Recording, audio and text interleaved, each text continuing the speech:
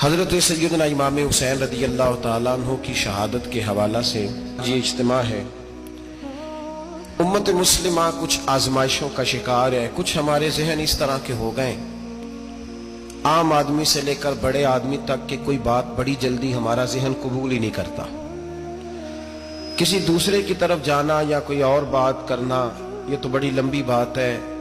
عام جو سادی باتیں ہیں وہ بھی ہمارے ذہن مشکل سے قبول کرتے ہیں، چونکہ شکوک اتنے ڈال دیے گئے ہیں، شک اتنا پیدا کر دیا گیا ہے، تفریق اتنی ہے، بدگمانی اتنی ہے، بری سوچ اتنی زیادہ ہے، بڑی مشکل ہے لوگوں کا کچھ چیزوں کو قبول کرنا۔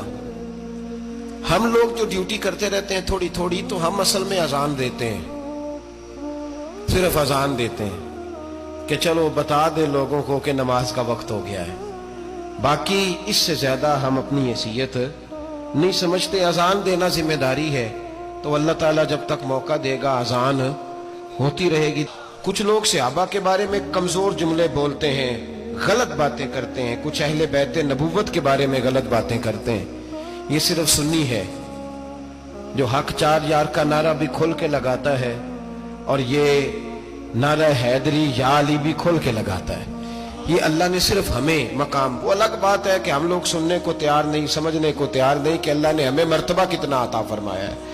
یہ صرف ہماری امام حسین کی شہادت کا کچھ تھوڑا سا پس منظر۔ شہادت ہمارے ہاں بیان ہوتی ہے اس انداز میں کہ لگتا ہے کہ کسی مظلوم بندے کو کسی نے پکڑا ہوا تھا تو وہ سارے اسے مار رہے تھے اور وہ منتیں کر رہا تھا کہ مجھے نہ مارو۔ اتنی ہائے ہائے کی جاتی ہے کہ محسوس ہوتا ہے کہ امام علی مقام بڑے پریشان تھے کہ کسی طریقے سے، اور ان کا خاندان بڑا تکلیف میں تھا کہ جلدی کہیں کربلا سے نکل جائیں۔ حالانکہ اس دھرتی پہ، اس کائنات پہ صبر، شجاعت، استقامت اور حوصلہ جس سے کائنات سیکھے گی وہ صرف امام حسین ہی ہے۔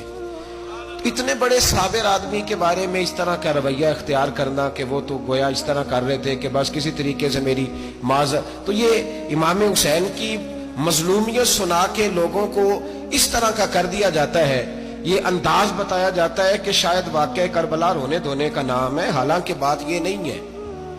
یزید کی لشکر جو امام حسین کے مقابلے میں آیا، امام حسین کے لشکر کی تعداد 72 تھی، تو یزید نے 22,000 آدمی، مجھے بتائیے 72 کا 22,000 سے کوئی مقابلہ ہوتا ہے؟ بولیے۔ عمر بن سعد نے پھر عبید اللہ ابن زیاد کو لکھا کہ 22,000 بندے تھوڑے ہیں، کچھ بندے زیادہ بھیج۔ تو عمر بن سعد کو عبید اللہ ابن زیاد کہنے لگے کہ تو پاگل تو نہیں ہو گیا، 72 کے لشکر کا 22,000 بھیجا، اور کتنا بھیجوں؟ تو اس نے کہا تمہیں یہ نہیں پتا یہ لوگ کون ہیں؟ یہ مولا علی شیر خدا کی اولاد ہے، ان میں ایک ایک شخص ایسا ہے جو 1,000 کے مقابلے میں لڑنا جانتا ہے۔ تو یہاں کمزوری دکھائی جاتی ہے۔ ہمارے بچے سمجھنے لگے ہیں کہ یہ شاید کوئی ایسی داستان ہے، اور اس طرح کا ماحول ٹی وی پہ میں دیکھ رہا تھا، اس طرح کا ماحول بنایا جاتا ہے جیسے کوئی خوف ہے، یعنی واقعہ کربلا کوئی ایسا واقعہ جسے دیکھ کے خوف طاری ہو جائے، بچے راتوں کو ڈرے، وہ اکیلے درخت دکھائے جا رہے ہیں اور تیر دکھائے جا رہے ہیں۔ او یار کیا قوم کی تربیت کر رہے ہیں؟ واقعہ کربلا حوصلے کا نام ہے، دلیری کا نام ہے۔ سنیں بات اصل میں کیا تھی، بڑے ٹھنڈے دماغ سے میری بات کو سمجھیے گا۔ حضرت مولا علی شیر خدا کے بعد مسلمانوں کے متفقہ امیر بنے تھے حضرت امیر معاویہ۔ انہیں امیر کس نے بنایا تھا؟ امام حسن نے، حضرت علی کے بڑے صاحبزادے۔ حضرت امام حسن نے ان سے صلح کی، انہیں خلافت دی، اور صحیح بخاری میں نبی پاک نے فرمایا تھا میرا بیٹا حسن سردار ہے، جب مسلمانوں کی جماعتوں میں لہو بہ جائے گا تو حسن ان کی صلح کرا دے گا۔ وہ صلح امام حسن نے کرائی، جناب امیر معاویہ امیر بن گئے۔ حضرت امیر معاویہ رضی اللہ تعالیٰ عنہ بڑا پیار کرتے تھے نبی پاک سے، بڑا احترام کرتے تھے حضور کے خاندان کا۔ ان کی جو اجتہادی خطائیں ہیں وہ اپنی جگہ پہ موجود ہیں، چونکہ امام حسن نے ان سے صلح کر لی، لہذا ہم بھی ان کے بارے میں کوئی جملہ کہنے کے مجاز، ہماری مجبوری امام حسن ہے، اس لیے کہ جسے امام حسن صحیح کہے پھر امام حسن کے ماننے والے کو اسے غلط نہیں کہنا چاہیے۔ حضرت امیر معاویہ رضی اللہ تعالیٰ عنہ کا جب وصال ہوا تو حضرت امام حسن پہلے ہی ان سے وصال کر گئے، آپ کو زہر دے دیا کہ آپ شہید ہو گئے۔ امام حسین موجود تھے، تو یزید کے بارے میں لوگوں نے کہا جناب امیر معاویہ سے کہ یہ ٹھیک ہے، مناسب ہے، اور بہادر ہے، دلیر ہے. وہ جو ہوتے ہیں نا خوشامدی ٹولہ، ہمارے ملک میں جو اچھی خوشامد کرے اسے اچھی وزارت ملتی ہے، اچھی وزارت اسے دیتے ہیں. جو ذرا صحیح بدتمیز بھی ہو اور صحیح وکالت کرنے والا اسے وزارت صحیح دیتے ہیں. تو حضرت امیر معاویہ کے گرد بھی کچھ ایسے لوگ تھے، انہوں نے آپ سے کہا کہ یزید کو نامزد کر دیں. تو آپ نے یزید کو بلایا، حوالہ مجھ سے دیکھ لیجئے گا. بلا کے فرمایا کہ 3 بندوں کے سامنے اپنی خلافت پیش کرنا، اگر وہ تجھے مان جائیں تو امیر بن جانا، نہ مانے تو چپ کر کے گھر بیٹھ جانا. وہ 3 بندے کون ہیں؟ جناب عبداللہ ابن عباس، حضرت عبداللہ بن زبیر اور امام حسین رضی اللہ تعالیٰ. یہ وصیت فرمائی جناب امیر معاویہ. ہوا یہ کہ یزید جب امیر بنا نا، 2-3 چیزیں ہوتی ہیں جب کسی بندے کو قابو کرنا ہوتا ہے، 2-3 4-5 چیزیں ایسی ہوتی ہیں جس سے بندہ قابو آتا ہے. تو اس نے بھی فوری طور پہ، یزید نے دیکھا میرے لیے مسئلہ کیا بن سکتا ہے. ولید بن عتبہ اس وقت مدینے کا گورنر تھا. یزید نے اس کو خط لکھا کہ امیر عرب کا رواج آج بھی ہے کہ جب تک نئے خلیفہ کی بیعت نہیں ہو جاتی پرانے کے انتقال کی خبر ہی نہیں دیتے، اس کو رکھے رکھتے ہیں. یہ ان کا طریقہ ہے. وہ کہتے ہیں کہ ولی عہد اچھی طرح قبضہ کر لے پھر بتائیں گے. حضرت امیر معاویہ کا وصال ہو گیا، بتایا نہیں. یزید نے اب کیا کیا، کیونکہ بڑا چلاک آدمی تھا، بڑا شاطر تھا، بڑا تیز تھا، بڑا عجیب اس کا مزاج تھا. یہ چلاک لوگ زندگی میں ہمیشہ دھوکہ کھاتے ہیں، چلاکیاں انسان کو گراتی ہیں اور اتنا منہ چھیل جاتا ہے کہ منہ پہچانا ہی نہیں جاتا. بندہ اپنے آپ کو رب رسول کے حوالے کر دے تو اللہ بڑی بہترین جزائیں عطا کرتا ہے. یہ لوگ تیزی دکھاتے ہیں بعض. تو یزید بھی تیزی دکھانے والا تھا. اس نے ولید کو خط لکھا، کہنے لگا کہ فوری طور پہ عبداللہ ابن عباس کو بلاؤ اور اسے کہو میری بیعت کریں.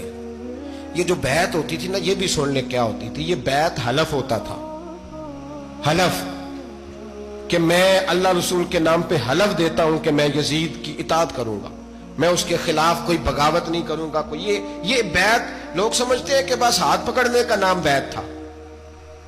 اس بیعت کا متبادل جمہوری ملکوں کے اندر ووٹ آیا ہے، اس کا متبادل لفظ. تو کہا بیعت کرے. حضرت عبداللہ ابن عباس کو بھی بلاؤ، عبداللہ بن زبیر کو بھی بلاؤ، امام حسین کو بھی بلاؤ. امام حسین آدھی رات کے وقت بیٹھے تھے مسجد نبوی میں، چونکہ 5 نمازوں کی آپ امامت کرتے تھے. ہن اللہ خیر کرے، جڑا نماز پڑھائے ہو مولوی، جڑا ٹل پائے ہو پیر، جڑا مہینہ نہ نہائے چھوٹا پیر، تو جڑا 6 مہینے نہ نہائے ہو بڑا پیر. کہتے بابا پہنچے ہیں، کڑے چھڑے جو پہن لیے.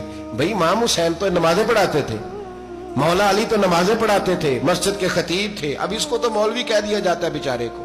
تو ملنگ کون ہوتا ہے جی؟ کہتے جڑا کپڑے کٹ پائے. کیا تماشا ہے، قوم جدھر دل کرتا ہے نکل جاتی ہے. امام حسین نماز پڑھا کے عشاء کی بیٹھے تھے جناب عبداللہ بن زبیر. عبداللہ بن زبیر کون تھے؟ یہ نبی پاک صلی اللہ علیہ وسلم پھپھی کے پوتے تھے اور جناب صدیق اکبر کے نواسے تھے، حضرت عبداللہ بن زبیر. اور جناب زبیر بن عوام عشرہ مبشرہ صحابی ہیں، ان کے بیٹے تھے. بہت زیرک آدمی تھے. یہ بھی امام حسین کے پاس بیٹھے تھے. عبداللہ ابن عباس بھی تھے جو حضور کے چچا کے بیٹے ہیں، اس امت کے پہلے مفسر ہیں قرآن پاک. یہ لوگ بیٹھے تھے. تو ولید نے ایک بندہ بھیجا، اس نے آ کے کہا جناب آپ کو گورنر صاحب نے بلایا ہے. تو عبداللہ بن زبیر کہنے لگے حسین اس وقت بلانے کی بات سمجھ میں نہیں آئی. تو امام حسین بڑے بصیرت والے تھے، اللہ نے بصیرت دی تھی. کہنے لگے عبداللہ آپ کو سمجھ نہیں آئی، مجھے سمجھ آ گئی ہے، امیر معاویہ وصال کر گئے اور یہ ہمیں جو بلایا گیا ہے نا، یہ یزید کی بیعت کے لیے بلایا گیا ہے. تو کہا پھر آپ آدھی رات کو نہ جائیں، آپ کے لیے خطرہ ہوگا. تو امام حسین فرمانے لگے خطرہ حسین کو نہیں ہوتا، حسین کو خطرہ نہیں. کہا پھر بھی آپ مہربانی کریں ذرا احتیاط سے جائیں. تو جناب عبداللہ ابن زبیر نے، عبداللہ ابن عباس نے 14 بندے نیزے دے کے، تلواریں دے کے امام حسین کے ساتھ بھیجے اور کہا کہ امام حسین اگر اس نے کوئی غلط ملت بات کی نا، زبردستی بیعت کرنے کا کہا، تو آپ بس کوئی ایک بات اونچی آواز میں کر دینا، یہ سپاہی پیچھے آ جائیں گے. امام حسین ان 14 بندوں کو لے کے گورنر